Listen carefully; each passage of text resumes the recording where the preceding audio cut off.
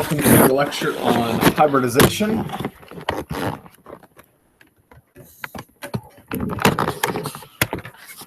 This is sections essentially 1.9 through 1.11. Get us through most of chapter 1.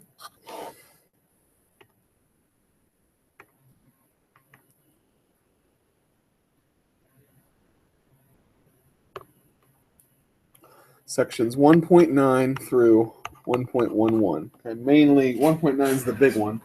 1.10 is really connected to 1.9. Hybridization, okay? This whole chapter is a tremendously important concepts, okay? Hybridization is another one of them. It is very, very important that we understand the realities of molecules and we don't just see lines on a page. Okay? So hybridization is the term we use to understand molecular structure, the things we talked about in the last section. Okay? So we're going to start with a simple case study of hydrogen. Okay?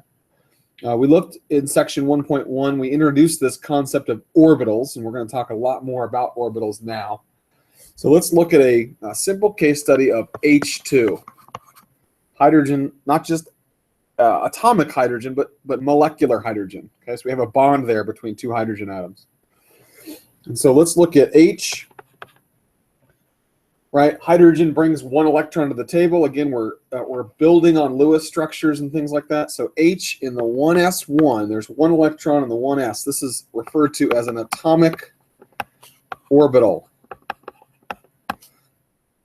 AO, atomic orbitals.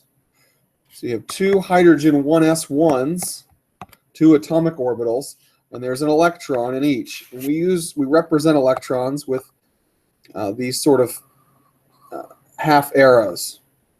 And we're going to put them kind of upside down like this. We're going to talk about some of this stuff, electron spin and things like that. But these two hydrogen atoms are both bringing an electron to the table, and there is an energetic favorability of forming a molecular orbital.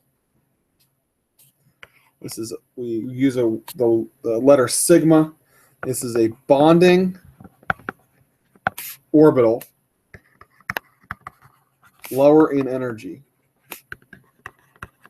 Okay, it's a molecular orbital. Probably some little bit of disagreement on this, exactly the wording, but that doesn't matter. These dashed lines just mean it's kind of connected. These atomic orbitals come in proximity. Two orbitals go in, two orbitals have to come out. So two atomic orbitals go in and form a bonding orbital and what's called an anti-bonding orbital. That is much higher in energy.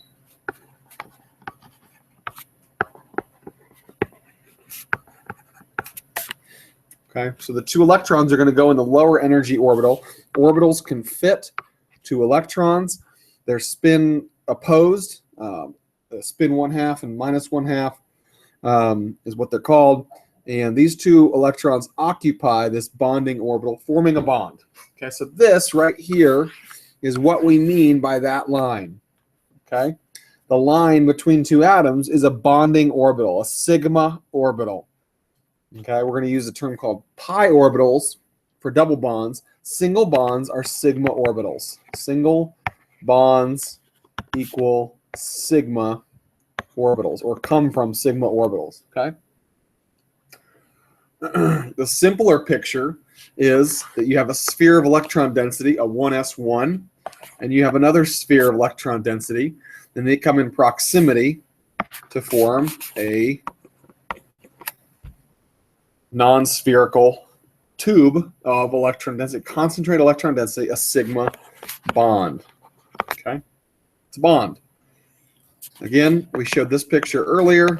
Two hydrogens with one electron. We showed electrons kind of moving like arrows to give this. So this is trying to drive home the point. This line is a representation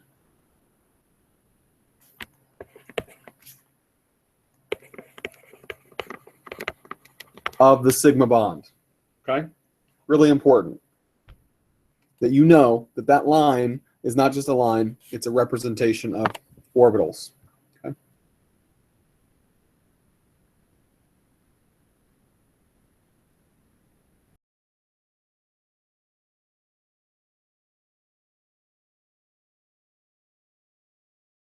Principle often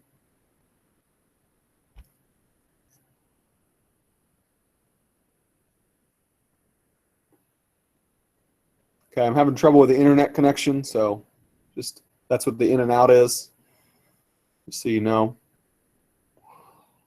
Let's keep going though. The off-ball principle, low energy orbitals filled first.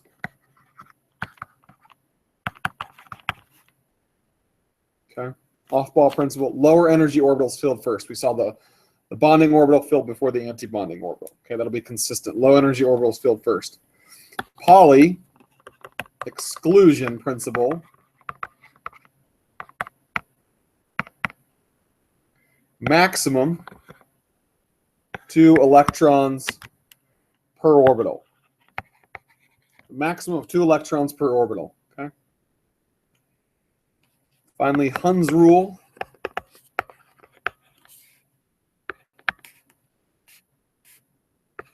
Orbitals equal in energy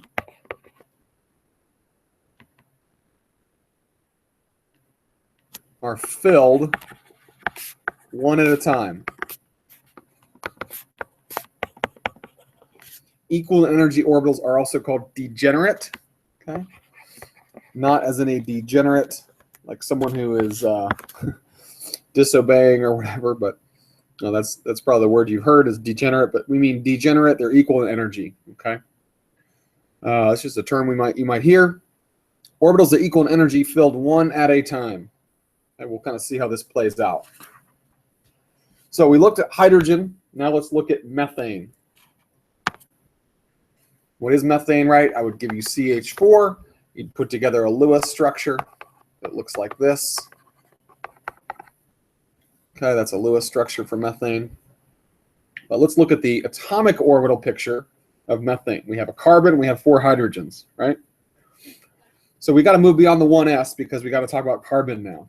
Okay. If we drew the molecular configuration of carbon, though, we'd say the 1s is filled. Okay, so it's 1s2. And then how many do we have? We have 4 valence electrons. 1, 2, 3, 4. So C, 1s2 plus 4 more valence electrons. If we look at the valence electrons, we're ignoring the 1s2 because that's a full shell. We're now looking at the 2s and the 2p. We'll look at the second row element, and we would fill, if we go by these rules, right? Go back and look at this really quickly, right? Off-ball principle, low energy for orbitals filled first. Pauli exclusion, maximum 2 electrons per orbital, and Hund's rule, orbitals that are equal in energy filled one at a time. Okay, so let's use these rules. Here's the orbitals we have. These are the same orbitals that we're going to have for all second row atoms. Okay, so lithium, beryllium, boron, carbon, nitrogen, neon. Okay, carbon, we've got 4 electrons. We have to distribute them, right? Maximum of 2 electrons per orbital.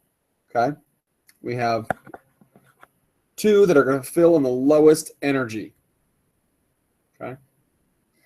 And they're always spin paired, we call them. And again, they're in this sphere of electron density, the 2s. Off-ball and Pauli are happy here. And then we have 2 more electrons, and we can't just put them in the first 2p. This would be the 2px, 2py, 2pz, right? 3-dimensionality of these orbitals.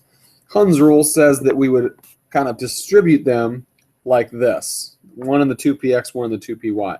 Remember, these are like dumbbells, and there's a node of no electron density, okay, each of these p orbitals. So this is an atomic orbital picture of what carbon would look like. These 4 electrons are attempting to bind with 4 hydrogens with 1 electron. There's a big problem here. By this picture, what would we have? We'd have 2 electrons ready to bond. And we have 2 electrons left over in a pair that are going to bond with hydrogens. If this bonding were to happen, you'd get something like this, and you get what's called a carbene. Okay? Very, very unstable. It has an unfilled octet. Okay? It'd have an empty orbital, etc. There's just lots of problems with this. So that's the first atomic orbital picture. Let's look at another one. This one, we could look at the 2s and the 2p. And we could, instead of having them paired, let's say this is an excited state, and one of those electrons from the 2s kind of popped up here into these 2p orbitals, higher energy, right? The energy is increasing as we go up. Okay? That's why we feel lower energy first. But this would be an excited state, let's say. At least we have 4 unpaired electrons that could interact with 4 atoms of hydrogen. Okay? But we have 2 different types of electrons. Okay? And this sort of violates the off-ball principle and stuff, but the biggest problem here is the experimental evidence. The experimental evidence indicates what? There are 4 identical carbon-hydrogen bonds in CH4. 4 identical bonds in methane. So how is this possible? The answer is hybridization. Okay, we got to talk about hybrid orbitals. So we're going to take atomic orbitals, we're going to mix them. Think of hybridization as just a mixing.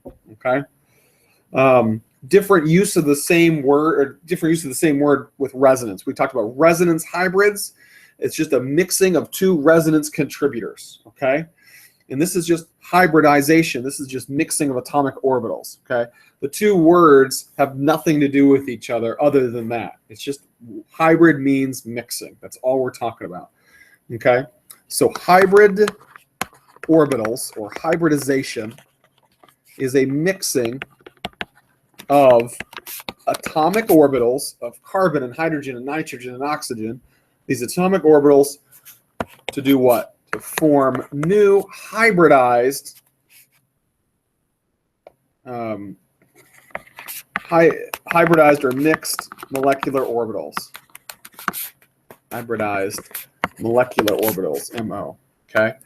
Just like we talked about H2, 2 atomic orbitals of hydrogen come together and form a new molecular orbital. Again, some of the language here gets used in different ways, but for our purposes, right, we're forming bonds. That is what a molecule is, and we're going to use atomic orbitals and we're going to hybridize them, okay, to really make hybrid orbitals. Okay, we're going to mix these atomic orbitals. So let's look at this picture. The same picture we said before. We have in the atomic picture of carbon, again, we are ignoring the 1s. I want you to remember that. With all of these, we're talking about valence electrons. So how many does carbon have? 4. How are they distributed? By the off-ball Pauli and Huns, it looks like this. 4 orbitals, 2px, 2py, it's a py, 2py, 2pz. Okay, it doesn't matter x, y, or z. The point is now we are going to mix all 4 of these. Mix or hybridize. Hybridization gives 4 orbitals. You went in with 4. Remember that. You went in with 4, and you're going to come out with 4. Now, the slight difference here between this and hydrogen is forming a sigma bond and a sigma star bond. Okay, that was actual just bonding. There was no hybridization in H2. That's important. That concept wasn't hybridization. It was simply forming molecular orbitals. Okay, so now we're kind of, with carbon, it's a little more complicated. We're showing the hybrid orbitals first. Okay, so if you want to think of them as atomic hybrid orbitals that are then going to form bonds with hydrogen, they're molecular orbitals. Okay, it's not a big deal. Okay, but these 4 orbitals are going to mix to form 4 degenerate or equal in energy orbitals. 4 went in, 4 got to come out. You got to account for all of them. And so we have an S and we have 3 different P's. Okay, we have an S, we have a single 2S, we have 3 different 2Ps. That's 4 total. And so you have an S and 3 Ps. And what do you get? You combine those into each of these is an sp3 orbital. They combine, they are in the middle energetically of the 2s and the 2p. And so sp3 orbitals are higher in energy than an s, lower energy than a p. Overall, this is energetically favorable. Again, these are all degenerate, these 4. There are now 4 unpaired electrons, and they orient themselves like so. And now off-ball, Pauli, and Hund are all happy, so to speak. You have 4 equivalent hybrid orbitals, sp3, and they are going to bond with 4 atoms of hydrogen. Each of those has an electron that's going to form a bond here. These are the representations of the 4 bonds that are these are the 4 bonds that are represented by a CH line, a line between a C and an H. The other picture we use is an S, right? The spherical S. There's 1 of them, and there are 3 of these P's. Remember, there's a node between the orbital, the lobes of the orbital. 3 of these combine to form 4 sp3 orbitals.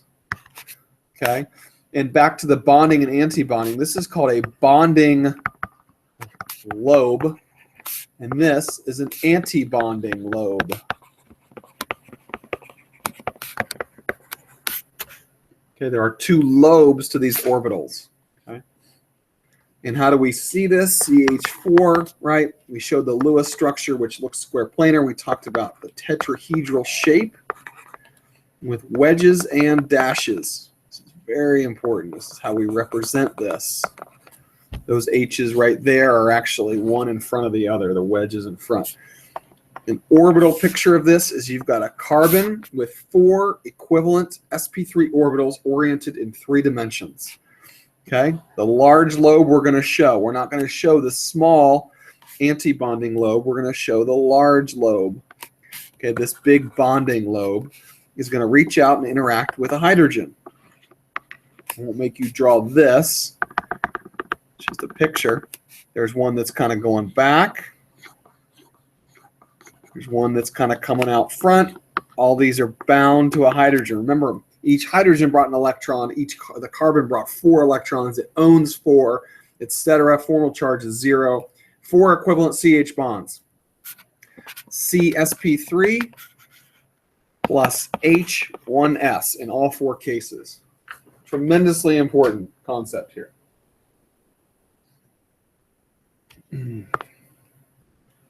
So let's talk about this hybridization patterns. Okay, we just introduced sp3, where we take a 2s. There's always one 2s. There's only one of them that's even possible, right? Remember what we said, the number of groups determines the molecular shape. We ignore multiple bonds, okay? So the 2s is going to combine with the 2px, 2py, and 2pz. You always are going to have 1s and 3 2p's. You've got to account for all of them. In this case, all 4 mix. You get 4 sp3. This is tetrahedral. Always, sp3 is always tetrahedral. Now, in some cases, you can get the 2s. The 2s is always going to mix. You get the 2s to mix with, say, the 2px and the 2py only. Okay, again, we'll look at this from a couple different angles. 2 of the 2p's are going to mix. 1 is going to be left over.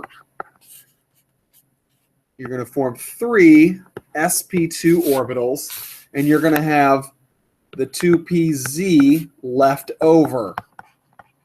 This is how you form multiple bonds. Leftover p orbitals form multiple bonds. sp2 is always trigonal planar.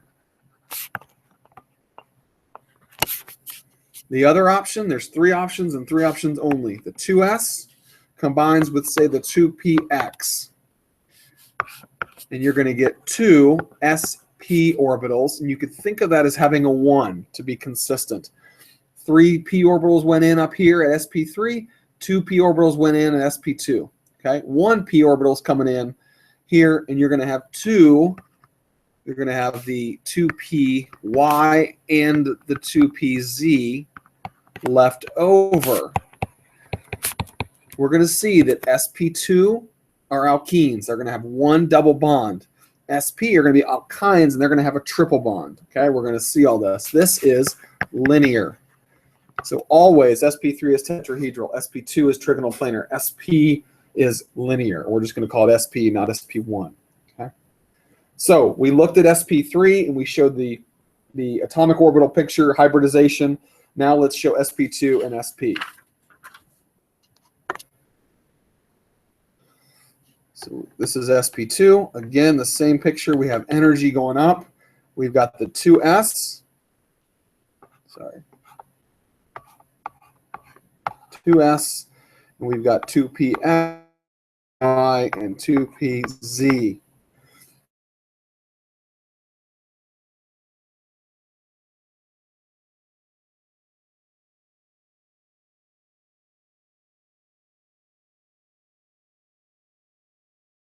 Atomic orbital picture. Just put a big H for hybridization. What happens? You get 2 of them are going to mix. I'm sorry, 3 of them are going to mix, 3 total. 2 of the P, 2 of the 2Ps are mixing with the 2s, right? So we get 3 degenerate sp2 orbitals. And what's left over? 2pz. Right? This is the E in the same energy that it has. It's unchanged. It's unhybridized. And so 4 electrons, the way we draw this, again, it's not that these are sitting around in this hybridized state. Hybridization is our attempt to explain what we observe. Okay, so we're going to draw the 4 electrons. It sort of violates the rules in certain ways, the off-ball poly and Hund. Okay, but the idea is this is how we're going to explain the 4 electrons in carbon. Okay, and so you're going to have 3 sp2 orbitals, and you're going to have a leftover pz orbital that's going to form the double bond. All right, so let's look at sp now. Same idea. You got a 2s, and you have 2px, 2py, 2pz, and you got 4 electrons that you have to account for. And what do you get? You get 2 degenerate sp orbitals, and you get 2 leftover py and pz orbitals. Here's our 4 electrons. These are going to form a triple bond. Okay, unhybridized, forms triple bond. Up here, double bond. Okay. All right, so we talked a lot about, we introduced with carbon. Okay, now let's take a step back and look at a few atoms that are non-carbon to get this picture down. This will explain hybridization for all of the second row elements. Let's look at, we went sp3, sp2, sp. Now let's go the other direction. BeH2. I give you BeH2 and I say draw a Lewis structure. What are you going to draw? You're going to draw this, because that's all you can draw. Beryllium has 2 electrons and hydrogen has 1. That's all you can draw. Okay. But what we left off earlier is that there are empty orbitals here. Okay. Because we come in with 2 electrons, beryllium can only form 2 bonds. What do we have? We have, again, let's do this quickly. You got a 2s and the 2p. I'm just going to leave off the XYZ. You only have 2 electrons. That's all beryllium has. Hybridizes, and you get, that's 2 different orbitals. You get 2 sps, and you have 2 leftover p orbitals. Right? And so beryllium H2 looks like this.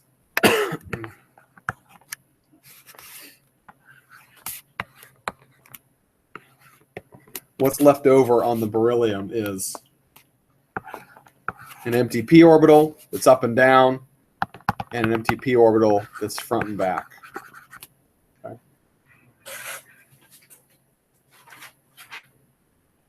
So there's two leftover p orbitals. Call this the py and the pz, but the other px was used to form this bond, right? This beryllium hydrogen bond each bond is made up of an sp orbital. Okay. So you think of it as hydrogen in its 1s, hydrogen in its 1s forms a bond here. Each of those that's that bond, and that is that bond. Okay, the sp orbitals form bonds. The leftover p orbitals are just empty.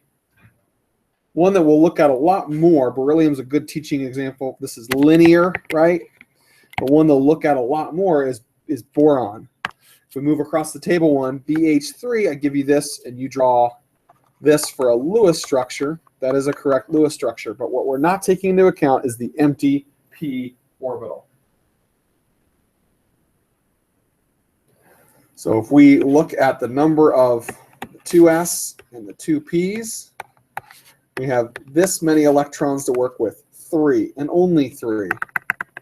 Hybridize, and you get sp2. The number of electrons that you have to work with is going to determine the hybridization. You only have 3 electrons, and so you're going to have an empty p orbital, 3 electrons dispersed in the sp2 orbitals. And then you got 2pz, let's call it, that's empty. It's empty because there's no electrons there. Okay, so boron can look like this. We got sp2 orbitals attached to hydrogens. These are all sp2. And what's left over is a p orbital on boron. The way we draw this, and you should get used to this you'll see a lot. We take this trigonal planar shape, this BH3, and we put an orbital on it to show. This is an empty p orbital. Very important, this empty p orbital on boron. What's the bond angle here? The BH bond's 120 degrees. It's a trigonal plane. Okay. All the atoms, we don't count orbitals, we don't count multiple bonds. All the atoms form up a trigonal plane. Let's look at NH3 in water, review that. We talked about this earlier. Both are sp3, okay? NH3, Lewis structure. You can't forget the lone pair, okay? Lone pairs count as groups. It's sp3 hybridized, it's trigonal planar. Again, if we look at nitrogen and we look at the 2s and the 2p's, now we've got 5 electrons to work with. So it's different than carbon. It hybridizes, and you get 4 sp3 orbitals. We're going to fill those 4, but we have 1 more electron. This is where Hund, Pauli, and off-ball come in. We have that 1 extra electron. We got to fill them all first, and then we have a pair. This is the lone pair. Got to see that. That's the lone pair. Now we've got 3 orbitals that can form bonds. What does this look like? Nitrogen is going to have a lone pair on it in an sp3 orbital. And now we have 3 more sp3 orbitals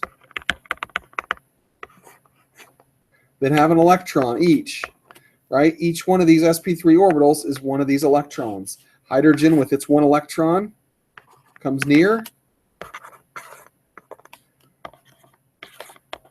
And these form a bond. Okay, so you're going to end up forming a bond there in each of these. Okay, walking through this, you're not going to have to draw, NH3 represented like this. I want you to understand. Okay, nitrogen is tetrahedral. These are all sp3 orbitals. Let's look at water. Also sp3. 2s. How many electrons for oxygen? Its valence number is 6. 1, 2, 3, 4, 5, 6. Hybridize. sp3 orbitals, sp3 orbitals. 4 of them. 1, 2, 3, 4, 5, 6. 2 lone pairs. 2 lone pairs now on oxygen. Hydrogens, 2 hydrogens are going to come in with their 1 electron. What do we have? We have oxygen with 4 equivalent sp3 orbitals, but 2 of them have a lone pair, and each one of them has a pair of electrons. See how this is another representation of that? You got your hydrogen with its electron, and that's it. That is H2O. Okay? Oxygen is tetrahedral. You could even do this if you wanted to for HF. Okay, you could very quickly, you'd add another electron, and then you'd have 7, and you would just come up with fluorine with 3 pairs. And now 1 is going to be bound to a hydrogen. Okay, so kind of look at HF and convince yourself. Okay, neon isn't going to bind to hydrogen because it's going to have 2 more electrons that's going to fill its octet. Right?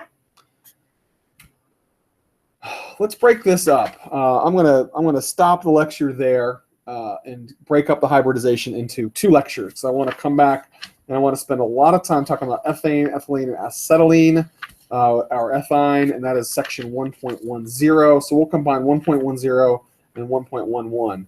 But that way we get 2 hybridization lectures. Take our time, don't rush through it, and we'll go from there. Okay, so we'll end this lecture. We'll pick up with the hybridization of carbon compounds next time.